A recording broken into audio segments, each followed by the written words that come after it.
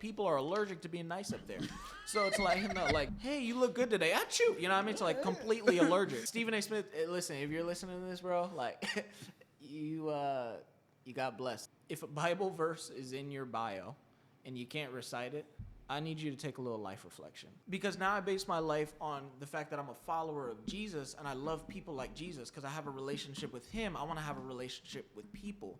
I don't want to just have a transactional relationship with people because I don't have a transactional relationship with Jesus.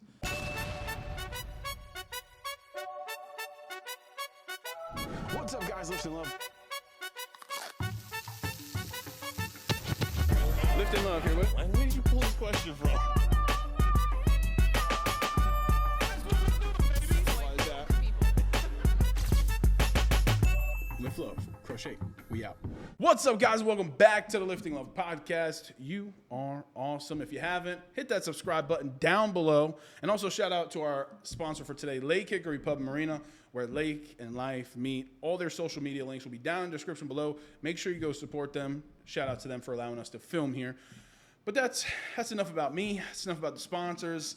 We got the big dog on today. Yes, he goes sir. by many titles, but he is currently the Student Ministries Pastor for Living Hope Church. If you don't know anything else he does, just know that he's him, and his name is Anthony Adams. What's going on, man? What's up, Lenny? What's up? Bro, yeah, listen. I'm not him. Jesus is him, honestly, but I just do a lot of little things for a big kingdom. But my name is Ant. What's up, y'all? It's a blessing to be on the pod. Thanks for having me, bro. Dude, thank you so much for your time, bro. We've met doing mentoring, and it is kind of just gone from CIS. there. You're a great dude, and all you're doing for the community, and Hey, I think I think your story is incredible. So Thank you, dude. for people who don't know you, who are you and what do you do? So originally I grew up in New York, so right outside of New York City, so Amityville, New York, born and raised. And I went to college for 4 years in Florida, and that really kind of changed my life because I wanted to I really wanted to be the next Stephen A. Smith. So I wanted to be on ESPN for real. I wanted to be the next Someone say that's commentator. blasphemous. No, literally, that's what I'm saying. Like Stephen, I was like Stephen A. Smith. I wanted that to be me. I just wanted to troll on ESPN for the rest of my life. And then I had really a different path. So I was an entrepreneur. I was selling sneakers. Because I just wanted to get into the sneaker and sport business. Yeah. And I was just I just want to make money and I love fashion and I love sneakers. So I was I just want to make money while I'm in college, to just get me by. And then I think it was in my my sophomore year. I was you know what? God is really calling me to ministry. And I was I have to stop running from the call of God. So I switched my major from sports management all the way to organizational leadership with a minor in business. And I wanted to pursue ministry. So now I am a full-time student ministries pastor, and I moved here to Hickory, North Carolina, and I pastor in Lenoir at a great church called Living Hope Church. And I'm a student ministries pastor. I pastor around, we are almost at 100 students literally every single week. So praise God. Listen, he's doing amazing things. It is crazy what is happening. And then I'm also a part-time personal trainer as well. I train actually at the Spa Athletic Club, so it's 5 minutes away from here, but yeah, I do a lot of stuff. I was gonna say, man, you doing everything. A little bit of everything. So let's take it back. So when did that calling happen? What was going through your head on what did you think your path looked like, and then what did you feel God was calling you to do? That's a great question. Honestly, I think when I was 14, it was the first ever time that I went to a youth conference. And it was at that conference that I felt like the Lord was speaking to me that I was supposed to go into ministry and I was supposed to preach to the nations. And I got that word spoken over my life. And a lot of people were telling me this, and it got confirmed 4 different times. And it was crazy, but I was just a 14-year-old kid. I wanted nothing to do with pastoring and nothing like that. I was I don't even like public speaking. I don't even like speech class. This is bad. You know what I mean? In college, I had a D in speech class. So it wasn't I was this profound propublic speaker. And then I was pastor, I was that's just not in the cards. So when I was just going, I was you know what, I want to actually get into public speaking, but I was I love sports. I was sports is going to be super, super easy.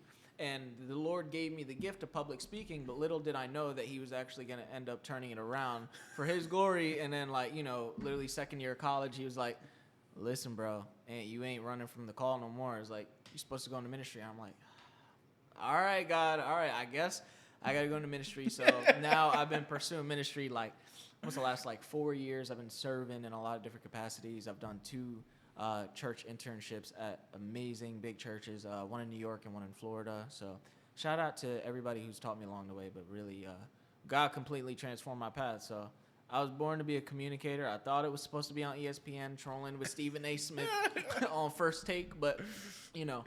Stephen A. Smith called a lucky break. Yeah, no, facts. Stephen A. Smith, listen, if you're listening to this, bro, like, you got blessed that I didn't go in the field. You know what I mean? LeBron James. The Knicks. And I'm like, bro, like, you know what I mean? Like, I don't like the Knicks whatsoever. I know I'm from New York, but I don't like the Knicks, so we would have had a field day. Shout out to the Knicks, for real. They just lost, actually, in the playoffs. So shout out to them. This week is a good week now. That's crazy. So you do a lot of things. You just got out. You finished college.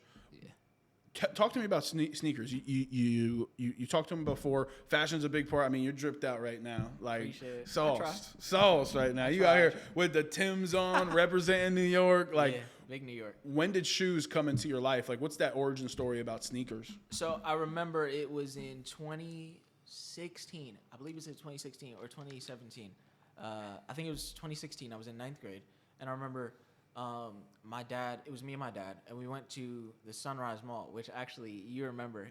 Listen, shout out to Sunrise Mall. Every store is closed down now. So it's like, it's basically just like an abandoned parking lot with like some 4 walls. But anyways, so I went there, and I remember going into Finish Line, and I was like, the True Blue Jordan 3s came out. And I remember this like it was yesterday.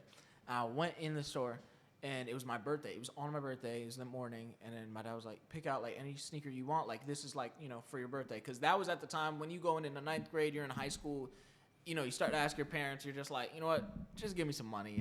I just want some money. I don't want the gift. Like, don't give me no PJs for my birthday. Don't, you know what I mean? Just like, give me the money and I'll get what I want. So first year my parents did that. So we walk in the Finish Line. I remember seeing them, and I just fell in love. I was like, wow.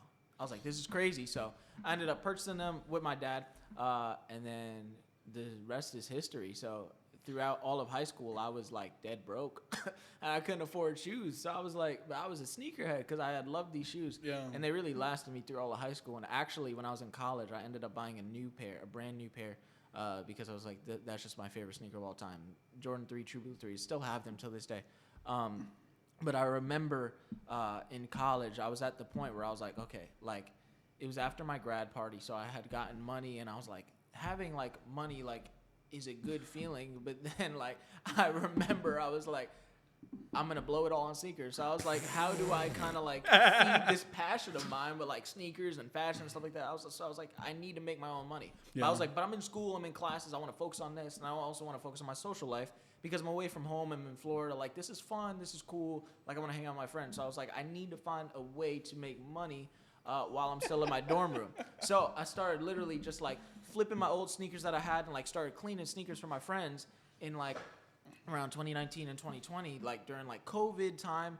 And then all of a sudden when I was in school in 2021, it hit me. I was like, I should start a business. So I started it, and I called it Ants Kicks. It was like super dead. Like, nobody wanted part of it. But then all of a sudden, like, I just was like, you know what? I'm going to pool all my money into this. So I took all my grad party money that I got the year prior. I took everything that I owned, everything that I had, and I took a risk on myself. I quit my retail job. I was working at Dick's Sporting Goods at the time. Gotta get that discount. No, facts. I had the discount. It was like 25-30%, so it hit for real. So I know my dad probably missed that discount. But anyways. So, was that like were you actually buying shoes with the discount and flipping them? Oh, yeah, actually was. So, I mean, hey, that's not bad, actually brother. Was, Margins are everything, brother. No, that's a fact. Listen, Dick's Sporting Goods CEO, you're probably not listening, but if you are, I'm sorry. But that passes the past. So this passed the statute of limitation, okay? No, facts. It's passed. It's 4 years. It's fine. So 2021, I start selling sneakers. Like, I bought a whole bunch of sneakers, a whole bunch of used sneakers from people, and I started flipping them, like cleaning them and flipping them. And I was like, wow, I made pretty good money on this. And you're not just you're flipping them for a good profit. Yeah. So like usually what I averaged was a 25% ROI. So that's basically like, let's just say that I buy a sneaker for $100. I want to sell it for 25% more than what I bought it for, so $125. So I would like basically cut whatever, for you non-math nerds or anything like that, take whatever you bought the sneaker for, cut it in 4, and then add the quarter percentage of on top of that's on average. Obviously, there are shoes that you were making. Oh, 100%. Hold on, you not to bring numbers into this. Yeah. What's the biggest shoe flip? I knew you were gonna. I was waiting. I was waiting. So actually, I own this pair. But there was a day when I went. I think it was on. I forgot. I think it was on OfferUp. There was a day when there was this pair of off-white Air Jordan 1s, the UNC colorway. And for you sneakerheads, you know that's like around that time that I bought it, it was $2,500 or $2,400 brand new, and then used it was roughly around like $1,200 to $1,400, depending on the condition, obviously. Which is crazy. That's $1,000 drop off literally if you just step a toe in some grass, which is crazy to me. But anyways, and I remember this guy was selling one, and they were kind of beat with no box for $600. And I remember that. I was like, whoa. I was like, what is going on? So I was like, all right. So I went to him, and then I remember, true story, I chewed him all the way down. I don't know how I did this to $300. I chewed him down. I promise you, they were legit. Like, I still have the legit receipts in my phone. They were 100% real. Chewed him down to $300. And then I was like, hey, man, I'll pay you an extra $50 if you go home and, like, really search and try to find that box. He ended up finding the box. So I got, really good condition off-white UNC Jordan 1s for $350. And I ended up selling them for, I won't say how much, but it was a little bit over $1,000. And that was just on one shoe. Gosh. Yeah. So obviously there's the art of flipping. I think that in itself is addictive. Oh, 100%. I'm an eBay seller, so I go to like the thrift stores and stuff, and pick something up for $1, you flip it for $5. Had a mug once, I got it for $1, flipped it for $20. A mug is great. That's insane. Coffee mug. Hustlers, you gotta do what you gotta do. The flip life is real. Yeah. But also, like, talk about the sneakers, because I feel like the fashion, like, it is who you are. Yeah. Right? Like, it's a part of our being to show off or have nice things, these shoes that complement the outfit. 100%. Like, talk about shoes real quick, and, like, how awesome was it to kind of just see all these different shoes and have the inventory, put it out, and also, like, what people got to experience. Like, you're giving them an experience. So I think I relate it to this. Imagine you make a merch line, right? And then, like, you see, like, your merch, like, plastered everywhere. And then everybody's wearing your merch, and everybody's, like, wearing, like, your name. Like, it seems cool. But I think it's even cooler when, like, you know that people are wearing your sneakers and, like, other people do too without your name even being on them.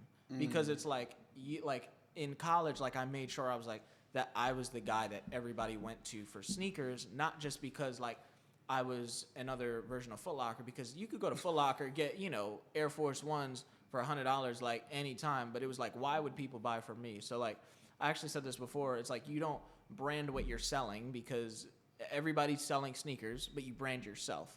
So it's like, I always branded myself, and it was like, I want you to buy sneakers from me because I'm talking about the gospel to you. Like, I'm talking about love, like how to actually, like, love your neighbor. And, like, every single shoe that I sold had a story in it, because every single foot that was in every single shoe had a story, and they were a walking testimony, and they were a living testimony. So it's kind of like, okay, how do we bridge the gap between ministry? How do we bridge the gap between sneakers? How do we bridge the gap between business? It's like a triangle. How do we bridge the gap between all three? And every single time that I saw somebody in sneakers, I would just kind of, like, ask them, okay, like, well, how do you like them? And continue to just be reputable, like, in the community, and continue to follow up with customers, because I would have much rather literally give somebody a big discount and they would come back for business and continue to learn about the gospel and just continue to just be loved on through the love of sneakers, rather than get a one-time purchase from somebody and then I just, like, shun them off, and it was just like I gained $200. I couldn't care less about that, because it was never about profit, it was never about money, but it was always about the customer. It's like, what's the story behind it? So why does it seem like you just, like, being a pastor is just, like, genuinely, like, it is literally what you were put on this earth to do, like, to have a booth at this place, or to have your, where you're selling sneakers, and you're not only providing a service, right? You're selling shoes, but, like, you're actually connecting with people. Like, you're actually hearing their story. You're actually like breathing life into these people and receiving it too, because sometimes a lot of people just need to be heard. And I think that's a huge part of a huge part in the religious community. It's like people go through a lot of stuff, and not everybody has the same relationship with Jesus that, anyone else does. Everyone has their own path, their own story, their own relationship, right? So like, for you to be able to breathe light into people who maybe don't go to church, maybe didn't have that religious experience until before meeting you. Yeah. So like, you're able to like be that person for somebody. I think it's just super impactful. Dude, I appreciate that. I definitely think that a lot of people look at this Christian walk, and you said two things that were interesting about religious people and then relationship with Jesus. I think people think that those two are the same thing, completely different. Let me break it down. Religion is religion. Religion is like word is word. Religion is religion, dog. Like, you know what religion is. Religion is, you have a book of laws, like you follow that, and like you follow like this idea, you believe in the idea, you follow the laws based on that idea, and you follow exactly like the rituals and the things that you need to do behind that religion. But I think a life with Jesus is actually so important. It is so cool because it's so different than a religion. It's not a religion. It's a relationship. And I think that when, like, I really was created to be a pastor, but I think that realizing that life with Jesus is not a religion, it's based on a relationship with him, has kind of like totally opened my eyes to a whole new realm of things. Because growing up in New York, I didn't have the best people around me, like speaking life into me and loving on me. Because listen, bro, in New York, you look at somebody too long, they want to fight you. Like, you hold the door for someone, you get the bird. No, literally, that's what I'm saying. Like, I just held the door for you. Like, I didn't want the bird. Like, I'm just, hey, have a great day. And it's like, people are allergic to being nice up there. So it's like, hey, you look good today. Achoo. You know what I mean? It's like completely allergic. How dare you compliment me? That's what I'm saying. Compliments are illegal up there. It's a crime. So, literally. Sir, I'm gonna need to talk to you. You're being too nice. All right, we're gonna have to take you to book him. Yeah, that's what I'm saying. And like, you could tell if somebody is from New York if they're really, really nice or not. Yeah. So, but that was the thing for me. When I realized, I was like, I don't want to base the way that I live on where I'm from, but who I'm from. Because now I base my life on the fact that I'm a follower of Jesus, and I love people like Jesus because I have a relationship with him. I want to have a relationship with people. I don't want to just have a transactional relationship with people, because I don't have a transactional relationship with Jesus. I don't just open my Bible and ask Jesus, hey, let me get this because you're a genie in a bottle, and I'm gonna make a wish, and you're gonna make it come true. I'm going to praise you. I'm going to have a relationship with you because you're my father, you're my best friend, but you're also my God. And at the same time, I'm going to pray. I'm going to praise you because of the sacrifice that you made for me. And the fact that you sacrificed your life so that I can have one myself is the same reason why I'm going to love others, so that you have done the same thing for them. I think we think of the gospel of Jesus as like, okay, it's this big picture, and it's only for other people. And I mean, it's only for me, and it's not for other people. But I think the thing is, we often think of ourselves as like, okay, a lot of Christians do this too. And honestly, like, I might be stepping on some toes here, but that's fine. That's fine. Welcome to the Lifting the Podcast. Yeah, we being real on this pod. So a lot of Christians sometimes think that the gospel of Jesus is just for them. And that's why a lot of people look at Christians and then they say, oh, they're the most judgmental people, because as soon as you sin, the gospel of Jesus is automatically not for you anymore. But when has the gospel of Jesus been only meant for the church people and not the unchurched? The gospel of Jesus was also meant for the lost. Jesus told a parable about leaving the 99 for the one. He didn't tell a parable about leaving the one for the 99. Yo, you're spitting heat, dog. I think for me, like, and this is my personal story, so take it with a grain of salt. I had such a bad, the church that I was in was great. Like, I was in a church for quite some time in New York. And then there was just a lot of drama associated with it. I'm not a big drama guy. I could care less about the politics behind religion. Yeah. But because, like, at the end of the day, like, everyone has their own relationship with Jesus. Like, that is your relationship looks a lot different than mine with Jesus. And that's everyone's own personal thing, right? Yeah. So for a long time, I was really, like, not a big church guy. And then moving out here, it's like, church country. I mean, churches out here are like how 7-Elevens are in New York. You know, on every corner is here. Every Baptist, non-denominational, Pentecostal, Kojic, everything. You could close your eyes driving and open them up 30 seconds later and see a church. Oh, I mean, it is church country out here. Literally. But my relationship with the church really had a bad like stain on it. But I think that's also for a lot of people. I think it's some churches. Yeah, every church and every pastor and all that has their own agenda. Like it's their own thing that they're trying to do, right? And it's not going to be the same for everybody. Not, it's the same thing like in business. Like not everyone wants to work with me, and that's fine. But when I do work with people, we make moves happen, right? So it's like similar to that. Yeah. But I think what you said is so valid. I think it's so once true. You sin, the gospel's not for you anymore. That's crazy. That's a crazy bar. It's like a lot of church people love to play church. A lot of church people don't love to actually be the church. But I think the mission in the gospel of Jesus is less about who is perfect and more about who's perfect. Because the gospel of Jesus has always been about he's perfect, we should live like him, instead of I'm perfect, so I'm greater than you. And a lot of Christians, a lot of church people love to be like, okay, you know what, you have a testimony, you're not allowed in here. But when has the church ever been a place for just the church and just the saved? The church has always been a place meant for the lost, and I feel like that's where I have came to bridge the gap and bring the culture back to the true gospel of Jesus, that we have a heart for the lost. Yeah. Like, if you have never went to church in your life, that's the person I'm saving a seat for. If you've never heard about Jesus, that's who I'm telling the gospel to. If you curse or do drugs or do alcohol or you are living sinfully in the world, that's fine. I'm going to be the person that I'm going to sit down and listen to you and not judge you, but bring you back to the righteous one, bring you back to the Father. There's a difference between bringing somebody to Jesus and loving somebody like Jesus and then judging them. Because it's like we all have a past, whether we want to admit it or not. It doesn't just go away. Oh, facts. Yeah, like, so it's like, hold on, wait. It's gone. Yeah, no, facts. That's what I'm saying. Listen, I have a past, and it's a deep past.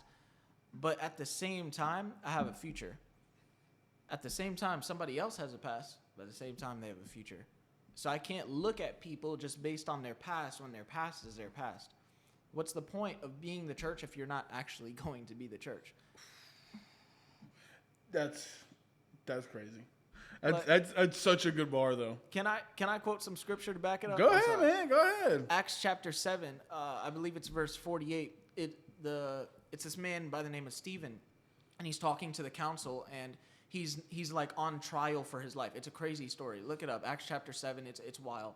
So he's in front of this council because like he was preaching the gospel of Jesus, and this was like 7 chapters after Jesus ascended to be in the heavens, after he resurrected. So Stephen is sitting here now, and he's in front of the council, and the council was Jewish, so they were preaching the law of Moses, which was like pre-Jesus. So they still didn't believe in Jesus, and he was preaching the gospel of Jesus. So he's on trial for his life, and at this time, he, instead of defending his life, because like, you know, when you are on trial for your life, what are you gonna do? You're gonna, you know what I mean? Like you're gonna defend yourself. You're gonna defend yourself, and you're gonna like say like, hey, like your honor, like I'm so sorry for what I have done.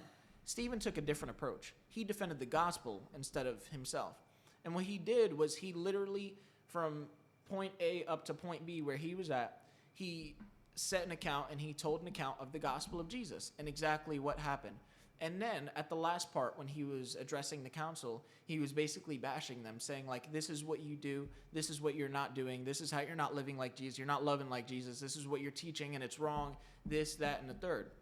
And he defended the gospel of Jesus. But then he said this one thing that he was talking about how the Lord said he hasn't dwelled in temples made by human hands because hasn't his hand already made these things? And I think that a lot of people think when we go into a church building, like that's like this holy religious place, like for only like religious people to be able to step in. But Jesus actually died so that president would be fallen at his knees, like fallen at the grace, fallen at the floor because of the blood of Jesus. So the thing is, when he's saying that, Jesus is saying, I don't dwell in temples made by human hands. I don't dwell in the four walls of the church building because that's what man has made. But I dwell in the hearts of the people because that's what I have made. So when it's time for us to actually be the church, it doesn't mean just going to church. It doesn't mean just being judgmental inside the church buildings and being those super religious people that want nothing to do with sinners, but it's actually to be the church and be the hands and feet of Jesus outside of the church. Because what does the four walls matter if you don't first have Jesus in your heart? Because if Jesus only resides in that building, the power of God can only do so much. But if the power of God resides in you, then you can actually save the lost. Man, I need a youth pastor like you growing up, man. No disrespect to any of my youth pastors. They were all really good. Dude, that's such an awesome. That's just I needed to hear that today. Yeah. I think that was helpful for me. So let's talk about your journey from New York to here. First off, how the heck did that come about? Like, New York to North Carolina is an interesting trip. Yeah. So I forgot, they gave it like a term because I went from New York to Florida and then from Florida to North Carolina. So it's like, I went from like, you're halfback. Yeah, halfback. That's what they call me. I still don't understand what that means, but I think that means you went from New York to Florida. Yeah. And then you went to North Carolina, which is halfway back to New York. So you're halfback. Yeah. Okay, that makes sense. Halfback, because I was thinking about like halfback. Like half, I was like, I didn't understand. Well, if you look at the distance, it's literally North Carolina is literally halfway. That makes sense then. Okay, so I went from New York.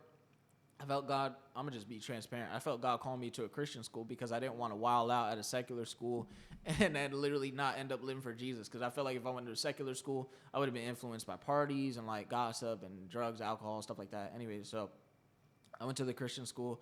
And then I just basically got a lot of connections. And then there was this man, he's a famous author, and he was the president of Southeastern University and Oral Roberts University in the past. His name is Dr. Mark Rutland. Oh. And he actually reached out to me one day and helped me get this job along with Dr. Ben Gomez. And Dr. Ben Gomez is one of my mentors. Shout out to him. I'm going to send in this podcast so he can see the little shout out. But Dr. Ben Gomez was the former campus pastor of SEU when I first got there. And then he's also a professor. He's a doctor. He's an amazing man, super theologically sound. And he actually like texted me one day while I was at work, and he's like, hey, bro, youth pastor position, North Carolina, church of about 1,000. Like, he's like, how you feeling? I'm like, sure. And were you looking for these opportunities? Yeah. So the thing is, I was about 2 months ago, and I didn't find any. But then about like a month or two later, the opportunity came and found me because I feel like I was working in my timing instead of God's timing. And God was telling me to wait, and everything that I was trying to do before didn't work out. And I was wondering why it didn't work out. I feel like that's what we do a lot of times when stuff doesn't work out with us. And it's like, why hasn't it worked out? Why haven't you done this like in my timing? Well, I mean, that's simple because God's timing's not ours. God's will is not ours, but we have to align to his. So I guess that's why that happened in timing. And then basically they flew me out here for an interview. And Living Hope was just such an amazing church, so hospitable. And like I prayed about it, and I was like, God, if you're calling me to the country, like you gotta like make it known, like make it known. And he made it known like really fast. That's awesome. And it was awesome, and I'm super glad, super blessed to be here. It's definitely different than New York and Florida. But honestly, I feel like the culture shock from New York to Florida might have been worse than Florida to North Carolina. Because listen, if any of y'all have been to Florida, you know Florida is a different country. Brother, that place could be its own country. Bro, like Florida, I'm telling you, is a different country. Because like you have like 3 different countries within Florida itself. You got Tallahassee, then you got like the Panhandle with like, you know, like Jacksonville and them, and then like you got the Jax beaches, and then all of a sudden you go to like Central Florida, like from Daytona to Clearwater Beach with Tampa and Orlando. You got Disney World. Like Disney World feels like it's its own country and entity in itself. And then you got Lakeland, and then like you go down to Broward County when you got Miami. Man, that's the 305, baby. The 305, bro, for real. And then you got the Keys, like it's a wild world, Florida. So, I mean, it's definitely different for sure. But God orchestrates everything in His timing. So when you got that call, right? Like, or did you like? How did the process work? Like, you came out here, or did you have like an interview at first, or like when did you realize it was like actually a possibility of happening? And when you came out here, what was your first initial thought? So basically, I went through the process with Dr. Gomez. Dr. Gomez referred me to another professor. I forgot his name at this moment. Then that professor referred me to Dr. Rutland. Dr. Rutland referred me to the pastor, which is my pastor now, Pastor Keith Gillum. Amazing man. Shout out Pastor Keith if you're watching this. But Pastor Keith then reached out to me. He's like, hey, like, we'd love to interview you and stuff like that. So then I think a couple days after, they booked my flight here, and I came on the interview. It was immediately that I kind of knew in the interview. I was like, okay, this place is definitely like different culturally, but it's the same spiritually. Like, I can fit in here. I can grow in here. Like, the leaders here are amazing. The mentorship is amazing. They would be behind me. They would have my back. And I immediately felt, I was like, you know what? I would love to work here. And then when I went back down to Florida, it was about like a month or so, some change around there, before I got the call back that I had gotten the job, because they were interviewing some others at that time, and they were just praying through things and voting and doing all like the legislative stuff. So it was at that time when I got the call. I talked to Pastor Keith through logistics, and I was like, yeah, I would love to work under you and serve under your leadership, and it was awesome. And then it was like a month and a half after that, I ended up moving, and I was on August 16th, I took the drive from Florida to North Carolina, and then I got introduced to the church on August 18th. So I've been here almost 10 months now. And it's been amazing. Thank you. My 3-year anniversary is the end of next month. Dude, let's go. It's been an insane journey, but it's this place is an incredible place to live. Yeah. So you get into the church. When was the first time that you got to meet the kids in the youth part of it? So on August 18th, that was the Move Up Sunday. So it's this thing called like Move Up Sunday. It actually aligned up perfectly. So Move Up Sunday was when the 5th graders were going into 6th grade, obviously, and then the seniors were going into college. So I was losing all of the seniors from last year, but I was gaining all of the 5th graders that go into 6th grade, and then we just pray over the kids. But it made sense, so they aligned it so that I was there on Move Up Sunday, and I was able to also get prayed for and like introduced in. So all of like the kids that I was going to pastor, or most of them at the time, because we've grown a lot since then, but mostly all of the kids that I am pastoring now like were at that service. So I was able to meet them because they came up to me and they were awesome. Like, I honestly just like seeing the excitement on their faces that like they were actually excited for me to be here. It was just super cool. Like, I mean, everybody wants to be loved. Everybody wants to be liked. Whether you try to make it seem like you're nonchalant and you don't care if people like or love you, like, you want to be loved. You want to be liked, unless you're Dylan Brooks and you just play the villain role. Dude, homeboy stays the villain. Bro, he can't not be the villain. Yeah, that's what I'm saying. Like, for all of you non-basketball fans who didn't get the reference, just look him up. His name is literally Dylan the Villain. But anyways, so everybody wants to be loved. Everybody wants to be liked. So when they came up to me and they were just talking to me like after service, saying like how excited they were already on fire for Jesus. So I was just kind of stepping in and like I was like, God is moving. God was moving way longer before I got here. He's gonna move while I'm here, and then He's gonna continue to move even after I'm gone, whenever that is. But like, God was doing something crazy here, and I loved every single student that I met. So I met them that Sunday, and then that following Wednesday, which was like 3 days later, was my first youth service. And then I didn't preach for 2 weeks just because I felt that like they didn't need to hear me preach. They just needed to see me be relational. And it was a really cool like 2.5 week process, just like flowing in and like, you know, getting adjusted and things like that. My parents came down to help me move and stuff like that. So that was nice. And the church provided housing for like the first 2.5 months and helped me find housing. Like, so they were super, super gracious. So I'm super, super thankful for my church family and my community that I have here. But it was a very seamless and blessed process for sure. And how excited are you in this new role? And kind of transition, talk about the role itself, all that you do. So like, what exactly do you do? And like, how exciting is it now that you're like fully in the role? It's been 10 months. Talk a little bit about it. Honestly, I would say the question is like not like what I do, but like what don't I do? Because I feel like I do so much. I know you got one hat on right now, but you got many. Yeah. So listen. I love what I do. It's a lot, but I love what I do. I wouldn't trade it for the world.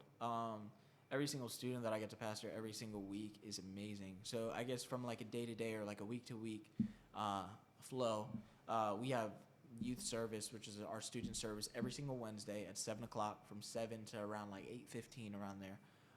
It's worship, a word, or like sometimes we have worship nights, sometimes we have events, stuff like that. And then on Sunday at 9 a.m., during our 9 a.m. service, the students come in our youth sanctuary, and it's a hope group. So we have hope groups, and basically it's kind of like Sunday school. If you grew up like, knowing what Sunday school is, it's kind of like that, but it's just like a teaching lesson. It's more of like a discussion. So it's like a class. So it's like you get to open up with me and like some of our other leaders that also help me teach. And it's really awesome what we get to do. It's a really cool process. And like throughout the week, like I'll like plan events, do logistics, see like, okay, how many kids were coming, who hasn't been here, reach out to them.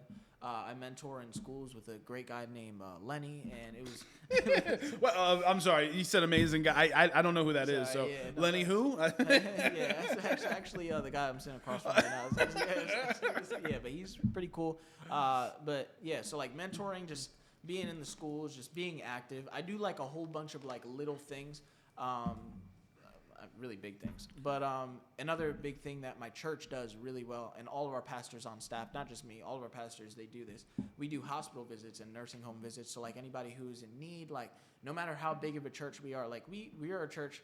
Sometimes we have like 1,300. Sometimes we've had 1,600. Sometimes we had 1,000. Like it kind of like varies, but we're around like that 13, maybe 1,400 mark every week on average, and it's been awesome. But our pastor's vision is that no matter how big of a church we get, we have that small church mentality that every single life matters. And no matter how big of a church we get, every single story matters. Every single person that is going through something, even their relatives and their relatives of their relatives' relatives, they matter to us, for real.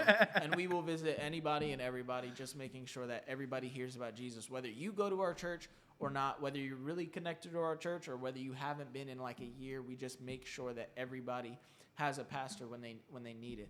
And I forgot who told me this, but somebody was talking to somebody else on my church staff, and they were basically saying, it was one guy in my church. He was talking to a man, and he was like, "Hey, listen, you might not need a pastor now, but when you need a pastor, I'll be here." And I kind of took that for myself, that like, listen, if you're a student or you're a grown adult, I know I'm 22, but listen, you might not need a pastor. You might not trust me enough. You might not even like me. You might be like, he dresses weird and wears weird hats, so I don't like him. And if that's you, that's fine. You might not need a pastor now, might not like me now, but if you need a pastor, I'm here in the future. And I just want to be that hand for people. And I love that heart of our church, that we are just literally there for people. Like we are on the ground. We are like, we would rather literally be there for people than make sure like we are like, we look cool from the outside in. You know what I mean? But we do a good mix of both, and I love what we do. And I've also started getting more into a lot of creative and graphic design and stuff like that for our youth ministry and just for my personal Instagram page. But it's been a really cool like bridging process and growing. We've added over 40 new students, just like, thank you. Hey, listen, that's a hand clap of praise for God, because I can't do that by myself. You know what I mean? So God really provided all of that for us. I can't take literally any credit. But we have an awesome leadership team. Like our youth leaders are awesome. Our students are awesome.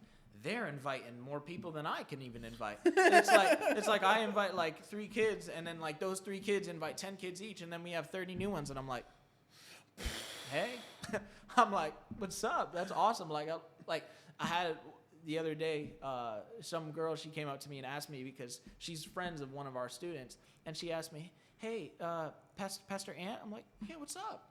She's like, can I come to youth like on Wednesday? Like, is that okay with you? I'm like, yes. But I think it was super powerful that like the church hasn't maybe done a good job of being so inviting and being so open. Like people knowing that they could come to that. And I hate that. Yeah. I really do. So real quick, what age? You said 6th grade to senior? Yeah. What's the age gap? So it's usually in 6th grade. They're around 11 or 12 years old. And to then college, they go to high like, school. College. Yeah. So like around 18 to 19. I mean, on average, yeah. literally, that's like the exact same setup of my guy. Youth group was, oh man, youth group was so incredible for me. Youth group did I can say this confidently. I don't know where I would have been without youth group. Yeah. It came into my life at such a pivotal point. I don't know where I would be without it. I did it for 5 years. It kind of came at like the perfect moment. Yeah. Because I was kind of just finding myself. And then I suggest it to everybody. I think it's such a good avenue. 100%. I think it's awesome. So what do you guys do? Like real quick for people who might not know, maybe there's a parent watching this. Yeah. What do you guys do? Like what is the essence of your youth group? So honestly, like our heart posture is to help and partner alongside parents in discipling the next generation of leaders. So it's not just me pastoring your kids and then I send them home because that's, see ya. I'm gonna like give them some candy, peace. You know what I mean? Like, but my thing is like a student. You said candy, not the candy. You could have said anything else. That's right. Listen, man. You want some candy? Hey, you want some candy? I'm gonna give you some sugar and then you go home. Yeah, you want some candy? Come praise the Lord. So there's a lot of different things we do. Like we partner with parents in discipling their child. So parents are gonna do 90% of the work, for real. In some cases, I pastor students who don't really have the best home life, and I'm doing 90% of the work. No. But most of the time, it is me partnering with parents alongside them to help disciple their child. But I think it's awesome that, and this is, I believe, Pastor Mike, who's like my number one mentor, second father figure to me, and he was actually my youth pastor growing up. The reason why I wanted to go into youth ministry was because I wanted to be that Pastor Mike in somebody else's life. Because what he did for me was like what nobody else could have done.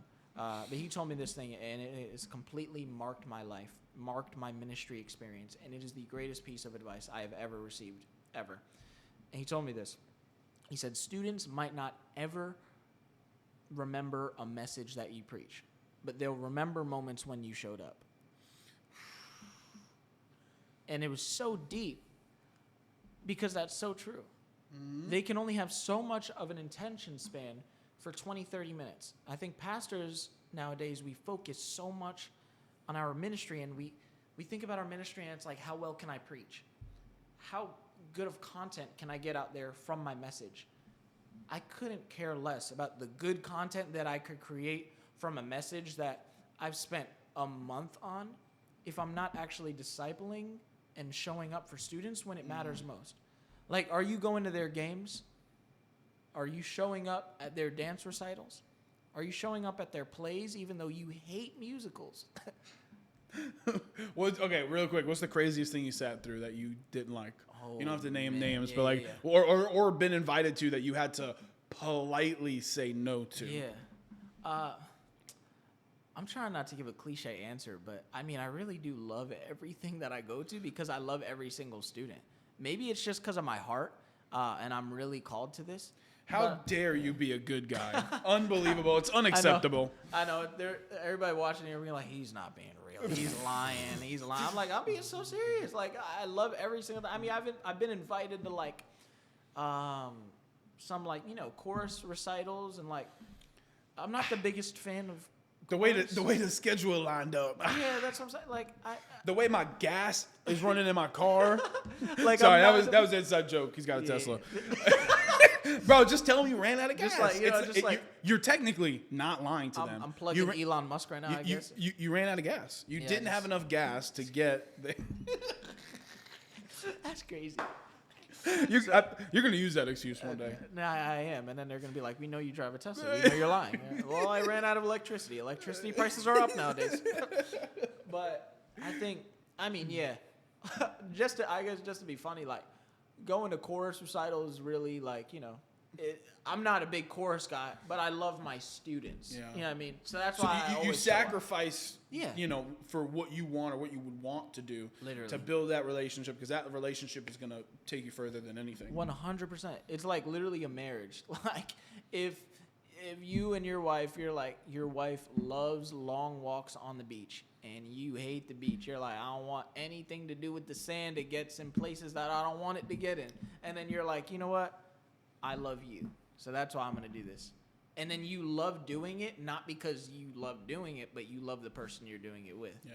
So it's like, if no student was performing in a chorus recital, I promise you I wouldn't go. But if they want me to go because they love me and I love them, I'm going to go and I'm going to love it because I love them, and it's all about the relationship. It's all about putting people first, putting the students first. If you don't want to put students first, that's fine. That's just, this job's just not for you. Yeah. But this job isn't a job. This job isn't even a career. It's a calling. And if you're not called to it, don't go into it. So some advice to parents, get your kids in church. Get your kids in youth group. Some advice to youth, invite your friends to youth group, because the power of an invite is so crucial. And you don't actually know how much influence that you can have. And I think that kids actually have 10 times more influence than a pastor can, because they're 10 times more relatable at their age than I would ever be. Yeah, you going to talk, this is going to sound good. Yeah. You going to talk to some 15-year-olds. Yeah, that's it's a lot different than a 15-year-old talking to another 15-year-old. Oh, 100%. And I'm 22, so I'm still like at that cool age. For my students watching this, like, for my students watching this, stop calling me Unc. Like, what up, OG? That's what I'm saying. Like I'm 22, I'm single. Like, I didn't even touch the 90s. I don't even know what happened. I didn't touch VHS tapes. I didn't even know what they were. Somebody introduced me to what a Walkman was. I think it was like a CD player. Or yeah, dude, the Walkman's lit. I'm not gonna lie. Like, the Walkman was the iPhone for its time. See, like, I grew up on the iPod Touch and the iPhone, and these kids also did the same thing. So stop calling me Unc. Wherever the camera is, stop calling me Unc. Stop calling me Unc. You know what I mean? Like, I'm 22, so, like, listen. But seriously, the influence goes so much farther than you ever think, students. And, like, every single student has influence. Every single student is a leader. It's just, how bad do you want it? 100%. How much are you putting self-discipline in place to actually make yourself have great influence on other kids? So some of the other things that I was curious about, how do you go about picking youth leaders? It's always something so interesting, because in youth group, it was so weird how, like, for me specifically, some leaders would come and go, things would happen. Like, you kind of never knew the backstory. I'm genuinely curious from my perspective. How do you guys go about picking youth leaders? Do you find them in the community? Are they people in the church? Like, what are they? That is a great question.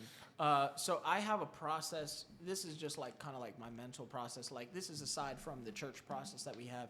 So most of my leaders that are in leadership right now, I've just adopted from the previous youth pastor. He picked those leaders, and then they were just bought into the student ministry. So I'm like, I wouldn't ever want to remove anybody just because, you know, like, I didn't pick them necessarily, because they're awesome and they're vital to what we do. And they know the students even more than me, because they were there way longer than I ever got there.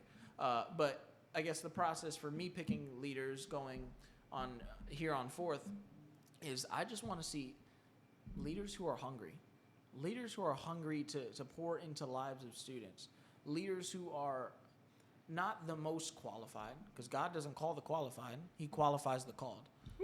So it doesn't, that's one of my favorite quotes ever. Yeah.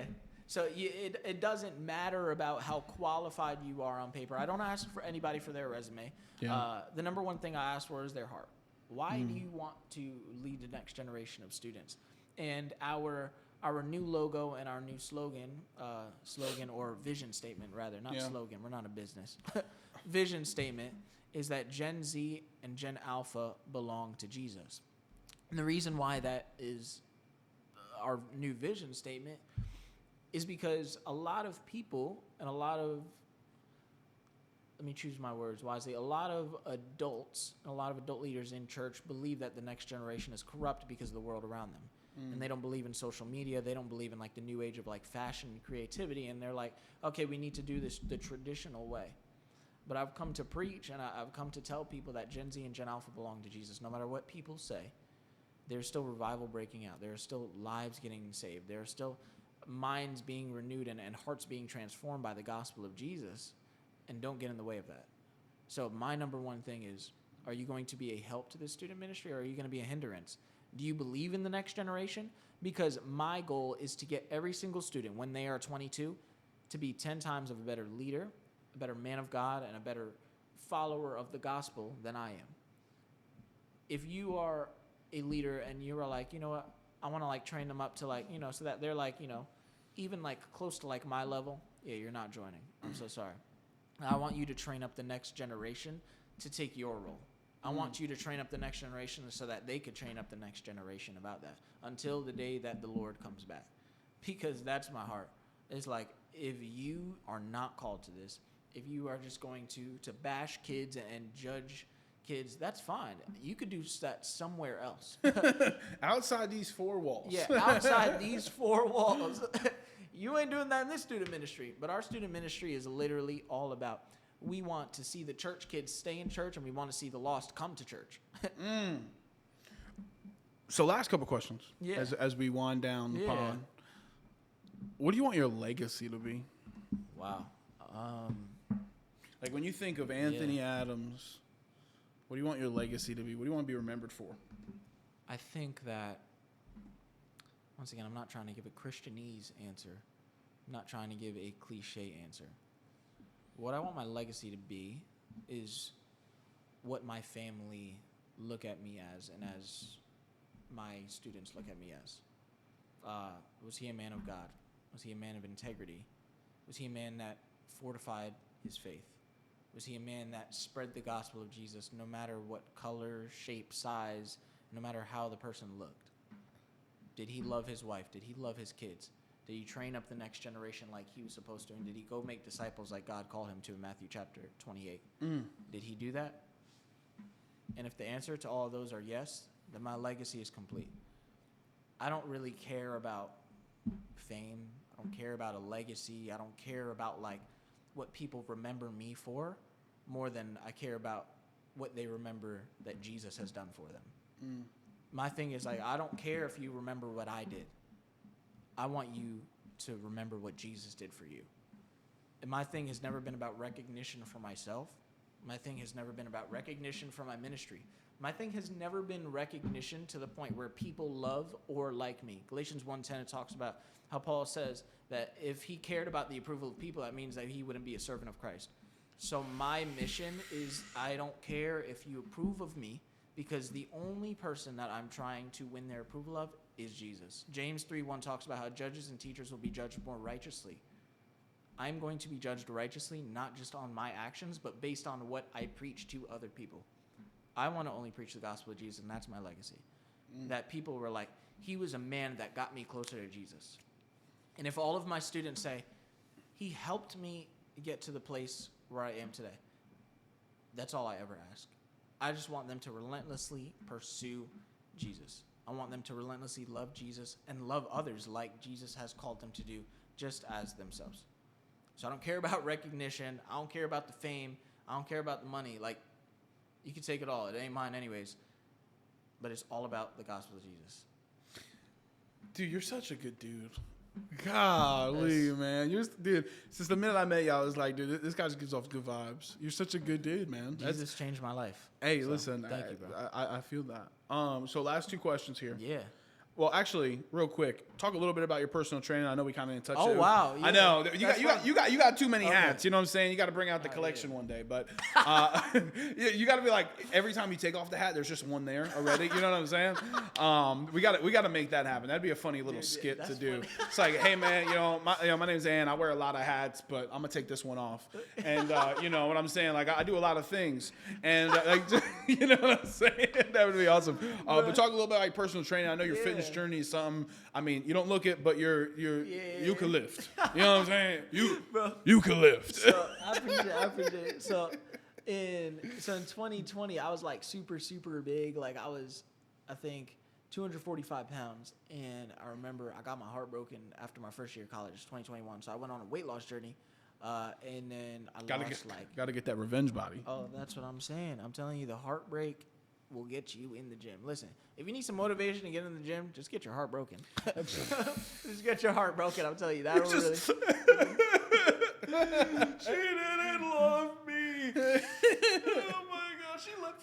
You know what I mean? So like literally, that's what I was doing all summer. So I lost like 60 or 70 pounds. I'm not doing the math right now, but I got down to like 179, and then I was like low key like skinny fat. So I was like, I just want to put on muscle. So I started training myself, and my dad's a personal trainer of like over 30 years now, and he's awesome at what he does. He's a bodybuilder. He's 60 years old and still like pushing weight. And I'm saying, like, I just want to be like that when I'm older. So I kind of just do it on the side because I love to pastor people, but I also love to help people in their fitness journey, just like people have helped me. And I just want to see literally everybody obtain their fitness goals. If you have a fitness goal or you have a spiritual goal, literally I'm your guy, and I'm gonna walk with you every step of the way. But yeah, I love what I do. I'm starting to get into amateur powerlifting right now, and just like, you know, trying to get some better numbers, and you know, probably join a couple of powerlifting meets and stuff like that, and see where it takes me. But I love training people. I'm a personal trainer on the side, so I do it probably like around 10 hours a week, and I just love what I do. I love helping people and seeing people like get ripped, seeing people lose weight or gain muscle, whatever they want. I love helping them do that. So I'm just grateful that God gave me an opportunity to work at an amazing gym with actually Christian background and Christian ideals that, you know, kind of align with what I believe in, and giving me that chance to help people. Yeah, no, that's awesome. And then the last two questions. Yeah. Do you have any regrets at all as far as your journey? Anything you do differently? Anything you go back and change? I mean, regrets? No, absolutely not. Because my testimony has truly made me the man that I am today. Do I wish I started really relentlessly following Jesus earlier and like, you know, made my own path a little bit easier? I mean, yeah. Everybody, you know, if they're a Christian and they have a testimony, they would have wished that they didn't do some things, but I don't have any regrets. Because everything that I did led me to the man that I am today. And I feel like if I didn't do the things that I did that I know I shouldn't have done, I wouldn't be able to preach about not doing them like how I do today. And every single student that comes up to me that says like, well, why shouldn't I do this? It's not like, okay, you shouldn't do this because people say it's bad. You shouldn't do this because look what it did to me. And look how it hindered me. And now look at where I am because of the grace of God. So being a walking testimony, I think is a flex. I love it. I mean, listen, God brought me through so much. So I'm boasting. Like Paul talks about how he boasts about his weaknesses. I believe this is 1st or 2nd Corinthians, but he says, I boast about my weaknesses because it is is basically he's talking about is the strength of Christ in me. So it's like I'm going to boast about what I'm weak in. I'm going to boast about my testimony because it just proves to you even more about how good and faithful my God is. So listen, I don't have no regrets. I do wish I started like following Jesus a little bit earlier, so ministry could have been a little bit easier at this time in my life. But you know, everybody does that. They wish they got started a little bit, you know, earlier. But I wouldn't change a thing for real. I don't have any regrets, and God has completely redeemed me, and I give Him all the glory. So that's awesome. No regrets. No regrets. No regrets. And then the last thing, so how we end every podcast. For someone watching this right now, what is the best piece of life advice that you can give them? Wow.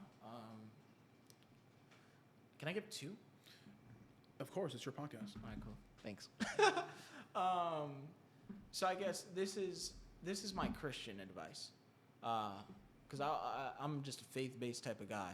But all of you people who are like already checked out because you're like, I don't really do this Jesus thing. This Jesus thing ain't for me. Like that's totally fine. Like I said, you might not need a pastor today, but if you ever need one, reach out to me. Hopefully I'll be tagged in this, but reach out for real.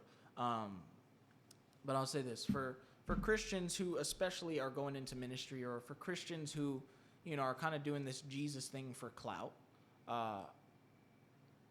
if a Bible verse is in your bio and you can't recite it, I need you to take a little life reflection. It's not just about how following Jesus looks on the outside, but it's about the relationship on the inside. Like, don't look for a platform. Stop trying to look for a platform. Stop trying to look cool, and that's why you're lifting your hands and praising Jesus, because it's a trend right now. Because I don't know why like this like following Jesus thing is like it looks super cool like to the public eye, and it's like it's a trend, and like it's trending to like follow Jesus and like put a Christian, like a Bible verse in your bio and stuff like that. But the platform was actually never meant for you.